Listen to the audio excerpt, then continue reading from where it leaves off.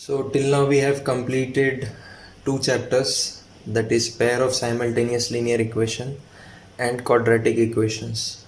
Now the fifth chapter of NCERT book is arithmetic progression. Okay, total there are five chapters in algebra. First chapter is real numbers, second one is polynomials, third one is pair of simultaneous linear equation, fourth chapter is quadratic equations, and fifth chapter is arithmetic progression. Total algebra section is for 20 marks. It has the maximum weightage amongst the other section. तो अभी हम लोग start करेंगे fifth chapter, that is arithmetic progression. Okay, arithmetic progression ये जो पूरा chapter है ये कंप्लीटली फॉर्मूला बेस्ड चैप्टर है. Okay, just you have to apply the formula and get the answers. Okay, इसमें ऐसा नया कुछ कंसेप्ट नहीं है, बट आपको वो फॉर्मूला बस अंडरस्टैंड करना पड़ेगा और वो फॉर्मूला हम क्यों यूज़ करते हैं ये आपको पता होना चाहिए. Okay, that's why. So see on your screen progressions. Progression क्या होता है? एक सीक्वेंस या फिर सीरीज को हम प्रोग्रेशन बोलते हैं. ओके, तो वो प्रोग्रेशन जो है वो थ्री टाइप्स के होते हैं. First one is arithmetic progression, second one is geometric progression and third one is harmonic progression. Okay, तो ये तीनों का कुछ पर्टिकुलर पैटर्न है. अरिथमेटिक प्रोग्रेशन का कुछ अलग पैटर्न है, ज्योमेट्रिक प्रोग्रेशन का it is having some different pattern and harmonic progression is also having some different pattern. Okay, तो हम वन बाय वन स्टडी करेंगे, but for your syllabus you have only arithmetic progression. Okay, आपको सिर्फ arithmetic progression है आपके syllabus के लिए. आपको ज्योमेट्रिक प्रोग्रेशन और हार्मोनिक प्रोग्रेशन पढ़ने की ज़रूरत नहीं है, but it will be required for you in higher classes. Geometric progression क्या होता है? अरिथमेटिक और ज्योमेट्रिक प्रोग्रेशन मोस्टली यूज होता है हायर क्लासेस में. Harmonic progression it is used in some particular applications only. Okay, तो अरिथमेटिक प्रोग्रेशन क्या है? पहले हम उसका डेफिनेशन देखते हैं. A sequence of numbers is called an arithmetic progression if the difference between any two consecutive terms is always same. यानी आपको जो सीरीज गिवन है, आपको जो सीक्वेंस गिवन है, उसमें आपको n नंबर ऑफ टर्म्स मिलेंगे. तो वो जो टर्म्स हैं, किसी भी दो कॉन्जिक्यूटिव टर्म्स के बीच में का डिफरेंस जो है वो हमेशा सेम होता है. तब हम बोल सकते हैं कि वो सीरीज या फिर वो सीक्वेंस अरिथमेटिक प्रोग्रेशन में है. ओके, अगर डिफरेंस सेम है कोई भी दो कॉन्जिक्यूटिव टर्म्स का, then it is in arithmetic progression. Okay, उसका फॉर्मूला है.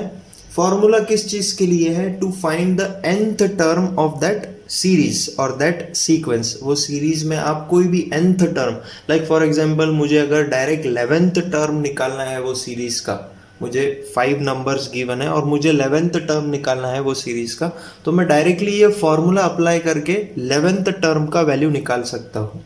ओके, अगर आपको ये फॉर्मूला नहीं होता तो आप क्या करते? फिर 6th टर्म पहले निकालते, वो पैटर्न आइडेंटिफाई करते. हम लोग एग्जाम्पल देखेंगे तब आपको क्लियर होगा.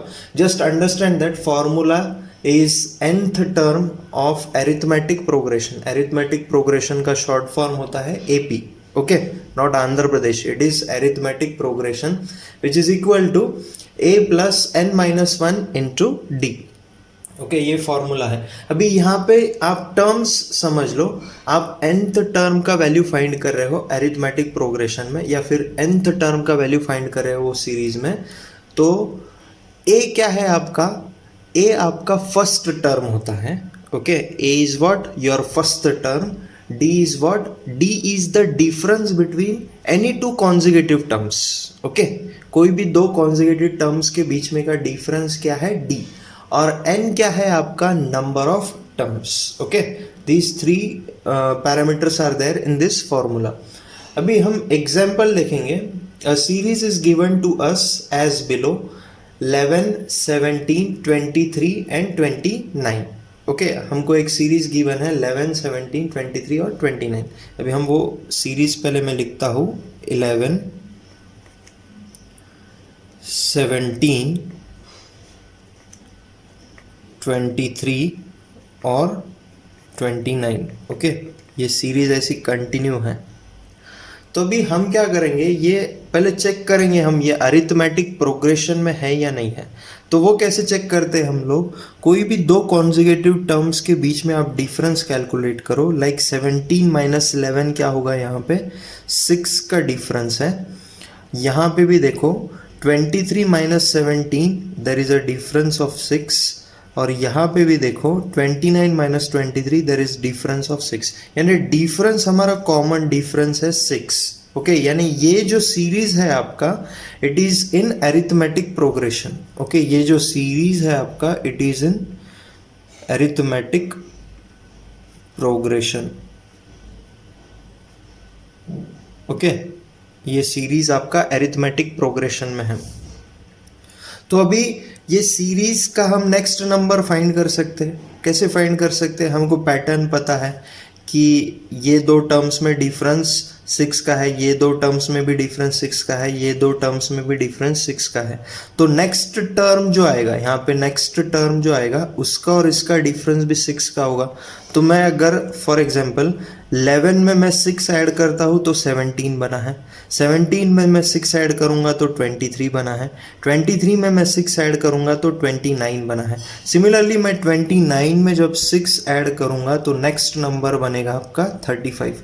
तो ये सीरीज में, ये अरिथमेटिक प्रोग्रेशन में नेक्स्ट टर्म क्या आया आपका 35। ओके, बट अगर मैं आपको बोलूँ कि आप ये सीरीज में 10th टर्म का वैल्यू बोलो, ओके 10th टर्म का वैल्यू बोलो, तो आप क्या करोगे, अभी first, second, third, fourth, fifth, फिर आप 6th टर्म फाइंड करोगे, फिर आप 7th टर्म फाइंड करोगे, फिर 8th टर्म, फिर 9th, फिर 10th term.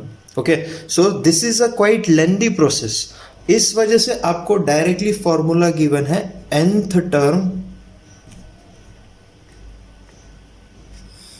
of arithmetic progression is what, a plus n minus 1 into d। Okay, तो अभी यहाँ पे आपका ये a क्या है, it is your first term. a क्या है, कोई भी सीरीज जो आपको गिवन है उसका फर्स्ट टर्म है। d क्या है, आपका कॉमन डिफरेंस है, d is what, common difference. और यहाँ पे ये n जो होता है ये नंबर ऑफ टर्म्स होता है। ओके, तो अभी देखो आपको nth term of arithmetic progression का फॉर्मूला पता है। अभी आपको 10th टर्म फाइंड करना है ये वाले सीरीज में, तो आप डायरेक्टली क्या करोगे, यहाँ पे 10th term of arithmetic progression will be what, first term लिखोगे आप, फर्स्ट टर्म है आपका 11 प्लस n का वैल्यू क्या आएगा 10, क्योंकि आपको 10th टर्म फाइंड करना है इसलिए n का वैल्यू आएगा 10 माइनस 1। और कॉमन डिफरेंस कितना है ये सीरीज में, सब जगह पे कॉमन डिफरेंस है 6 का, तो ये कॉमन डिफरेंस आपने 6 लिख लिया। तो 11 प्लस अभी 10 माइनस 1 कितना होगा, 9 इंटू 6, तो 11 प्लस 9 6 इज व्हाट 54। ओके, तो अभी इसको ऐड कर लो आप, तो ये क्या हो जाएगा 565। तो 10th टर्म क्या आएगा आपका 65 ये वाले सीक्वेंस में। ओके, आप वेरीफाई कर सकते हो। लाइक अब मैं 35 में अगर 6 ऐड करूँगा तो क्या आएगा मुझे 41 आएगा। 41 में अगर मैं 6 ऐड करूँगा तो क्या आएगा मुझे 47 आएगा। 47 में अगर मैं 6 ऐड करूँगा तो मुझे क्या आएगा 53। 53 में मैं अगर 6 ऐड करूँगा तो मुझे आएगा 59। 59 में मैं अगर 6 ऐड करूँगा तो क्या आएगा 65। So what is your 10th term 65, जो कि हम डायरेक्ट फॉर्मूला से भी निकाल सकते हैं।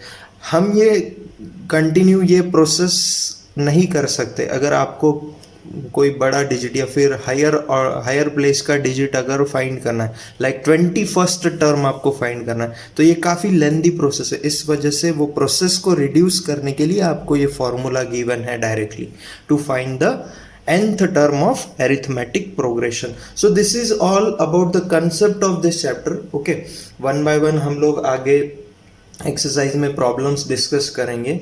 Okay, depending upon the situation given in that problem थोड़ा आपको वेरिएशन करना पड़ता है while solving. Okay, so this is about, again one more concept is there in this chapter. अगर आपको वो जो सीरीज गिवन है उसमें आपको सम ऑफ ऑल द टर्म्स अगर करना है, ओके, तो उसके लिए भी आपको एक फॉर्मूला है. लाइक फॉर एग्जांपल हमने एग्जांपल लिया था 11, 23, 29 dash dash dash dash. Okay, तो ये जो सीरीज है आपको, इसमें अगर आपको for example 10th term find करना है और वो फर्स्ट 10 टर्म्स का आपको अगर सम निकालना है तो उसके लिए भी आपको फॉर्मूला है. ओके, तो आपका 10th टर्म क्या आया था? 10th term was 65. ओके, तो ये सीरीज में अभी 10th टर्म तक लिखता हूँ. Like for example 11, 23, 29 plus 6 will come 35 plus 6 will come 41 plus 6 will come 47 plus 6 will come 53 plus 6 will come 59 और लास्ट में आएगा 10th टर्म 65. ओके, तो ये आपका सीरीज है, तो इसका आपको सम निकालना है. ओके, सम अब आप ऐसे भी निकाल सकते हो कि सारे नंबर्स को आप ऐड करो फिर सम निकालो, बट आपको डायरेक्टली फॉर्मूला गिवन है उसके लिए. The formula is sum of n terms of arithmetic progression is what? 0.5n in bracket first term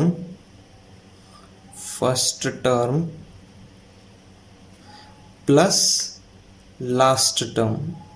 Okay, first term plus last term. Okay, this formula is directly given to us to find the sum of this all the terms.